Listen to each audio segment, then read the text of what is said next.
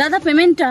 আপনার দোকানের খাবারগুলো কিন্তু খুবই ভালো হয়েছে, কিন্তু সব থেকে ভালো হয়েছে মোমোটা। আচ্ছা, আবার আসবেন। হ্যাঁ।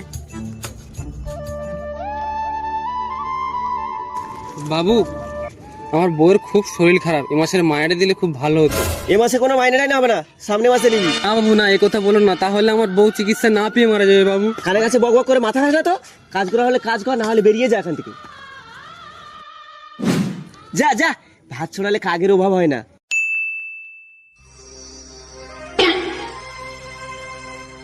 দাদা, আপনার দোকানের খাবারে আগের মতো আর টেস্ট নেই।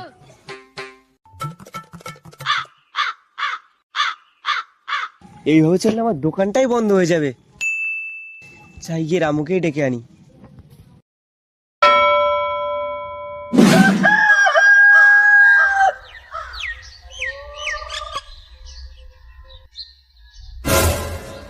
আরে বাবু, আমার বাড়িতে এসো, বসো। হ্যাঁ, আসছি।